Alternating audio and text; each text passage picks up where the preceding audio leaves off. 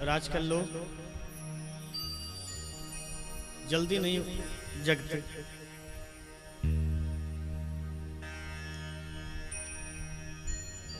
ऋषियों ने बड़ी सुंदर बात बताई थी, बोले प्रातः की बेला में बिस्तर से उठो, दोनों हथेलियों को सामने लेकर के दर्शन करो। कराग्रे वसते लक्ष्मी, कर मध्य सरस्वती, कर मूले स्थितो ब्रह्मा, प्रभाते कर दर्शन।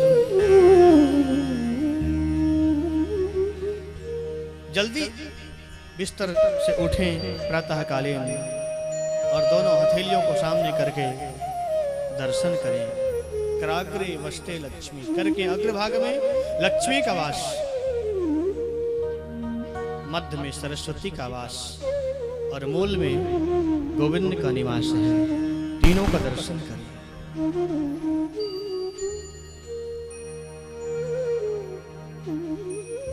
देखो, स्नान करने के 3 रूप होते हैं। बोलो राधे राधे। और 3 श्रेणी के लोग होते हैं संसार में। कहते हैं 4 बजे से लेकर 5 के बीच में जो स्नान करते हैं वो ऋषि स्नान मानते हैं उसको, और 6 बजे के पहले पहले जो स्नान होता है उसको मनुष्य स्नान बोलते हैं, और 6 बजे के बाद जो स्नान होता है उसको क्या बोलते हैं? क्या बोलते हैं उसको?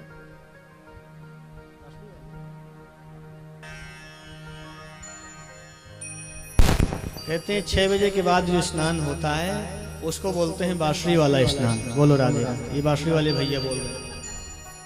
नहीं, वो राक्षस स्नान होता है। सूर्य देवता आकर के हमारे सामने खड़े हो जाएं और सूर्य की किरणें हमारे ऊपर पड़े, इसके बाद फिर हम बिस्तर छोड़ें और स्नान करें। इसे राक्षस स्नान कहते हैं।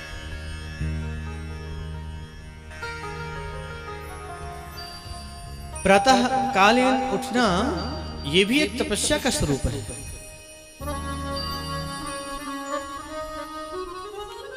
प्रातः कालीन के बेला में जिस समय वाइब्रेशन बहुत ही शांत और दिव्य रहता है, जिस समय मन में फालतू के विचार नहीं आते, उस समय ध्यान के माध्यम से हम अपने मन को गोविंद के चरणों में लगा सकते हैं। अब लोग प्रातः जल्दी तो उठते नहीं। उठते कब हैं? जब सूर्य देवता, सूर्य की किरणें हमारे मुखारविंद पर पड़ती है, तब चादर में से मुख निकालते हैं। कब? जब सामने चाय का प्याला आ जाता है। बोलो राधे राधे। प्रभाते कप दर्शन।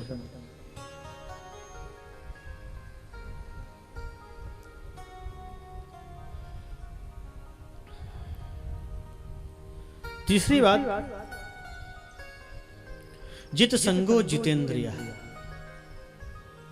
मन को वश में करना है तो हमेशा संग जीतो, अच्छे व्यक्ति का संग करो। शराबी, कबाबी, वेश्यागामी व्यक्ति का संग अगर करोगे तो वैसे ही विचार जीवन में आएंगे, वैसी मनस्थिति बदलेगी। विद्वान, प्रेमी, शास्त्रज्ञ व्यक्ति का संग करोगे तो उसके विचार आपके जीवन में आएंगे, उसके सदलक्षण आपके जीवन में आएंगे। इसलिए संग करो हमेशा अच्छे व्यक्ति का। बोलो राधे राधे। एक मदालसा नाम की नारी महाभारत में रहती थी।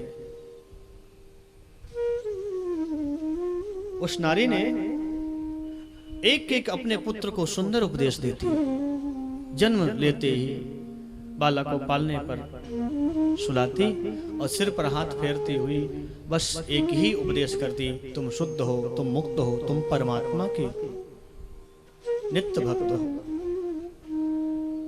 तुम्हारा परमात्मा से शाश्वत चिरंतन नाता है।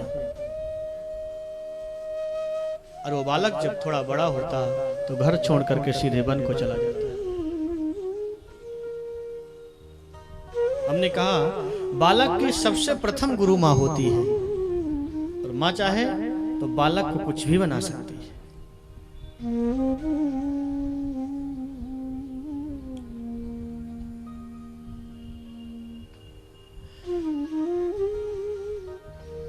अंतिम पुत्र अलर्क जन्म लेकर के जब आया तब उसके पति ने कहा, देवी तुमने सारे पुत्रों को उपदेश दे करके वन को भेज दिया, कम से कम एक पुत्र को तो रहने दे राज्य में।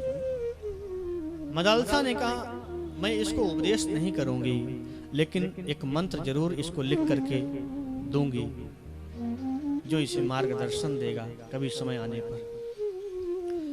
एक मंत्र लिख करके ताबीज में डाल करके उसके गले में पहना दिया। दोनों वन को जाने लग गए। अलर्क चरणों में गिर पड़ा, आप मुझे छोड़ करके वन जा रहे हैं, मेरा मार्गदर्शन कौन करेगा? मदालसा नारी ने कहा, बेटा जब तुम्हारा मन विचलित हो, बेचैन हो, कोई मार्गदर्शन ना मिले, तब इस ताबीज से खोल करके मंत्र को पढ़ लेना, तुम्हारा मार्गदर्शन हो जाएगा। एक दिन उस अलर्क के मन में बेचैनी हुई, अचानक मन उदास हुआ और ताबीज से खोल करके उस मंत्र को पढ़ा। बड़ा अद्भुत मंत्र लिखा था, संग सर्वात्मना त्यज्य साचे त्यक्तुं न शक्यते ससद्भिः सह कर्तव्य शतां संगो हि वेशः कामः सर्वात्मना हेयो आत्म चेत् शक्यते न स मुमुक्षां प्रति तत्कार्यं शैवं तस्यापि भेषजं। बेटा संग को हमेशा जीतो, गलत संग अगर मिले तो उसका त्याग करो। दुष्ट अगर संबंध जोड़ना भी चाहे तो कभी संबंध मत जोड़ो, और सज्जन व्यक्ति संबंध तोड़ना भी चाहे तो कभी तोड़ने का प्रयास मत करो। हमेशा संग जीतो। एक मंत्र ने अलर्क के जीवन को बदल दिया, परिवर्तित कर दिया, मार्गदर्शन हो गया। चौथी बात है राजन, इंद्रियों को वश में करना। इंद्रियों को वश में करने से मन परमात्मा में लग जाता है।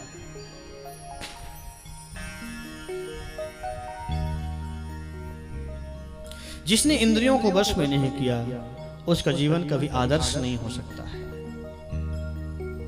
ये प्रयास करो कि ये इंद्रियां हमारे वश में हो जाएं। 10 इंद्रिय हैं हमारे जीवन में, 5 ज्ञान इंद्रिय और 5 कर्म इंद्रिय। ज्ञानेंद्रिय हमारे मार्ग को प्रशस्त करते हैं, हमें सुंदर मार्ग की ओर ले जाती हैं, और ये जो कर्म इंद्रिय हैं ये हमें भोगों की ओर ले जाती हैं। ये 5 कर्मेंद्रियां हमारे वश में हो जाएं तो मन हमारा वश में हो सकता है।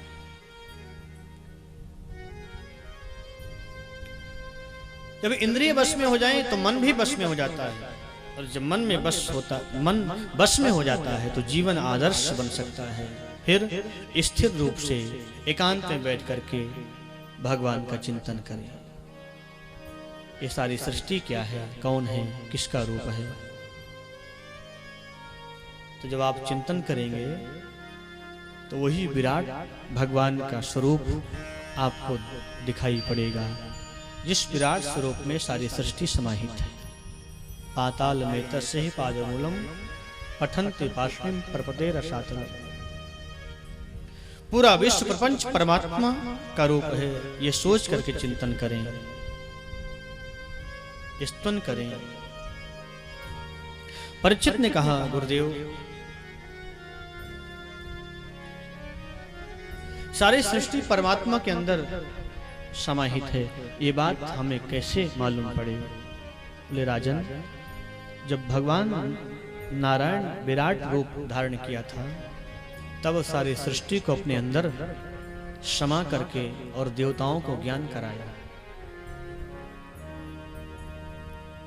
और राजन, इन चार बातों को जीवन में रख करके चिंतन को बढ़ाओगे तो ज्यादा से ज्यादा चिंतन प्रभु का होगा और एक न एक दिन ये मन परमात्मा में लग जाएगा। संसार से देहाभ्यास की निवृत्ति हो जाएगी। उसके बाद सुखदेव जी महाराज ने परमात्मा चिंतन किया, उनका दिव्य स्तुति किया। राजा ने कहा, भगवान सारी सृष्टि को परमात्मा कैसे बनाते हैं? और जो भगवान ने उपदेश दिए हैं उस उपदेश का नाम क्या है? शुक्राचार्य भगवान कहते हैं, परीक्षित, उस उपदेश का नाम है भागवत धर्म। राजन, इस संसार में कहीं भी कुछ नहीं दिखाई दे रहा था, कुछ भी नहीं था। चार प्रकार की जो सृष्टि है, अंडज पिंडज स्वेदज जरायुज, किसी भी प्रकार की सृष्टि का दर्शन नहीं था संसार में। चारों तरफ जल ही जल था। तो एक बार परब्रह्म के मन में विचार आया कि मैं एक से अनेक हो जाऊं। तो देखो, पहले उस परमात्मा ने जल का निर्माण किया, और संस्कृत में जल का अर्थ होता है नार। जब जल का निर्माण किया भगवान ने, तो फिर उसमें रहने के लिए उन्होंने घर बनाया। कैसे? शेषनाग के द्वारा।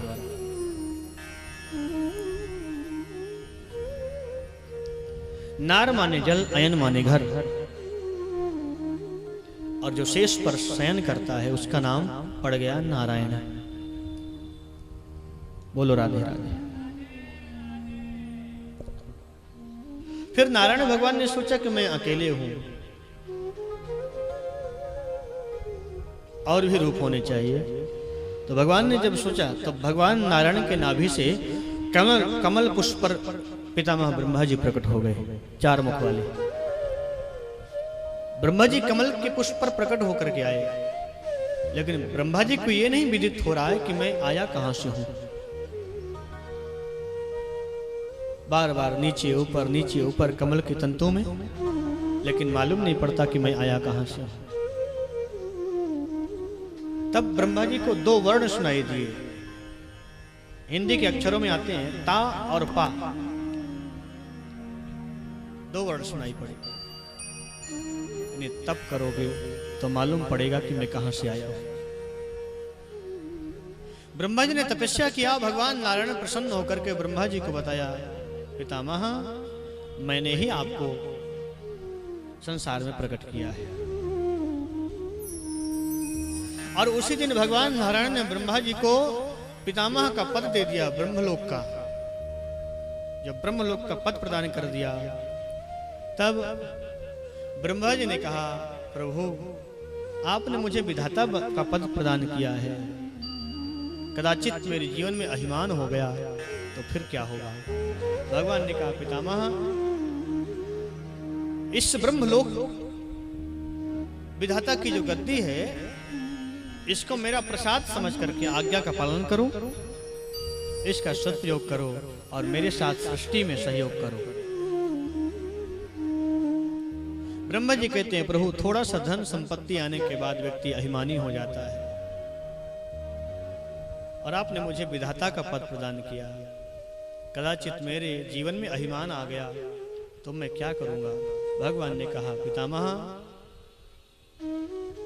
जो व्यक्ति मेरे प्रसादी समझ करके उसका सदुपयोग करता है, उसके जीवन में कभी अभिमान नहीं आता, और जो अपनी वस्तु समझ करके उसका दुरुपयोग करता है तो उसका अभिमान एक दिन नष्ट हो जाता है और अभिमान के साथ साथ वो व्यक्ति भी समाप्त हो जाता है।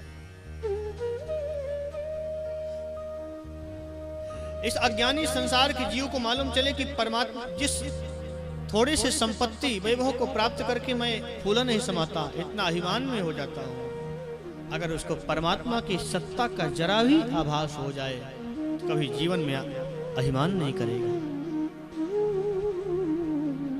परमात्मा के विषय में ज्ञान होना चाहिए। ब्रह्मा जी ने कहा मैं क्या करूं? भगवान नारायण ने ब्रह्मा जी को सृष्टि करने का आदेश दे दिया और 4 मंत्रों की भागवत को भगवान नारायण ने पितामह ब्रह्मा जी को प्रदान कर दिया। अहमेवाशमेवाग्रे नान्यद्यत् सत्परम् पश्चादहं यदेतच्च एव शिष्येत शुष्म्यम् ऋते अर्थ यत् प्रतीयेत न प्रतीयेत चात्मनि तद विद्यादात्मनो माया यथा भासो यथा तमः यथा महन्ति भूतानि भूतेषु ज्वावचेष्वनु प्रविष्टान्यप्रविष्टानि तथा तेषु न तेष्वहम् एतावदेव जिज्ञासु तत्त्वजिज्ञास्वनात्मनः अन्वयव्यतिरेकाभ्याम् यत्स्यात् सर्वत्र सर्वदा। परमात्मा श्री नारायण कहते हैं ब्रह्मा से सारी सृष्टि में केवल मैं था।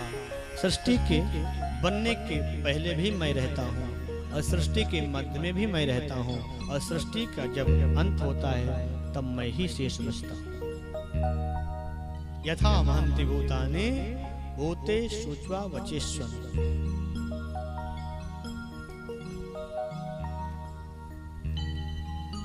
इस दुनिया में कहीं कुछ भी नहीं था।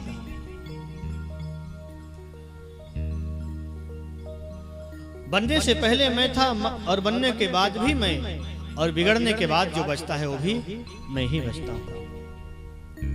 आपने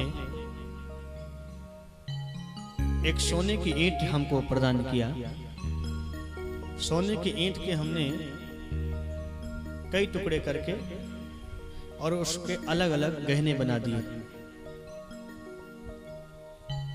माथे पे धारण करने वाले आभूषण का नाम पड़ गया बेंदी।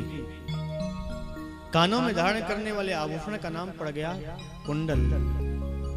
और गले में धारण करने वाले आभूषण का नाम गले का हार पड़ गया।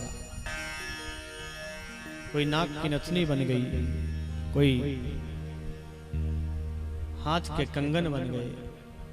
2-4 वर्ष तक उन आभूषणों को हमने धारण किया, पहना, और 2-4 वर्ष के बाद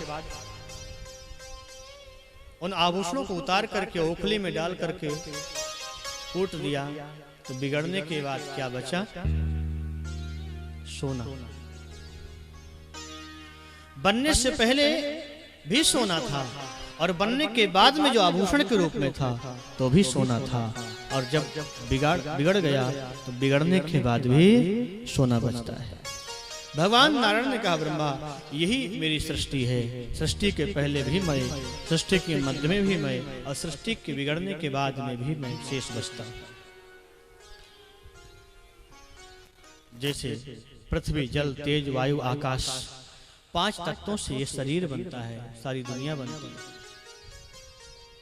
चींटी भी 5 तत्वों से बनती है, मनुष्य भी 5 तत्वों से बनता है, पशु भी 5 तत्वों से बनता है, पक्षी भी 5 तत्वों से बनती है। और 5 तत्व से बना हुआ ये शरीर इसी 5 तत्वों में विलीन हो जाता है। ऐसे ही मैं ब्रह्मा में रह करके ही दुनिया से अलग हूँ और अलग रह करके ही सारी दुनिया में व्याप्त हूँ। ये सब मेरा ही रूप है।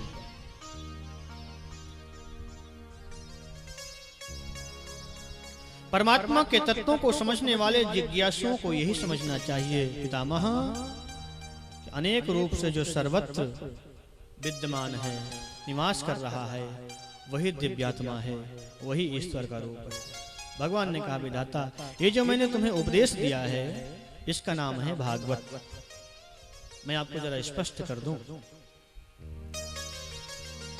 भगवान के चार अर्थ होता है। भगवान का जो हो जाए उसे भागवत कहते हैं। दूसरी बात, भगवान के उपदेश का नाम भागवत है। तीसरा, भगवान के भक्त का नाम भागवत है। चौथा, भगवान के निवास का नाम भागवत है। बोलो राधे राधे। ये चार बात।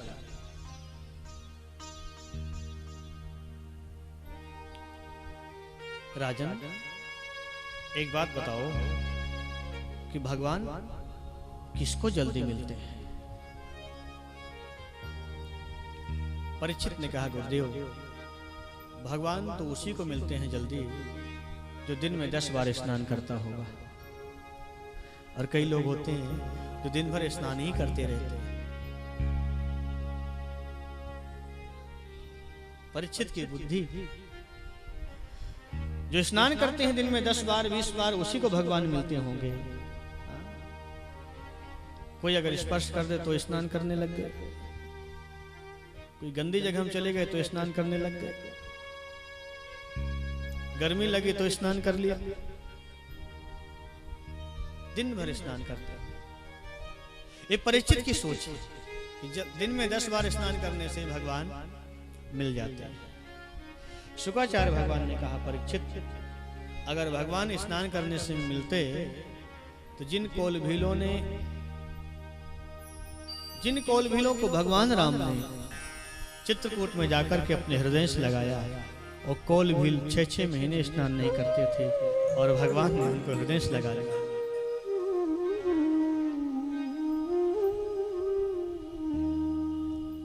परीक्षित ने कहा, फिर भगवान उसको मिलते होंगे जिसकी लंबी उम्र होगी। बोले, ध्रुव जी महाराज की उम्र क्या थी? अभी कथा आगे आएगी। 5 वर्ष के बालक ध्रुव जी भगवान नारायण को प्राप्त कर लिया।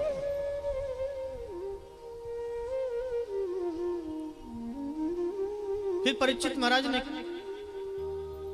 अनेक बातें कही।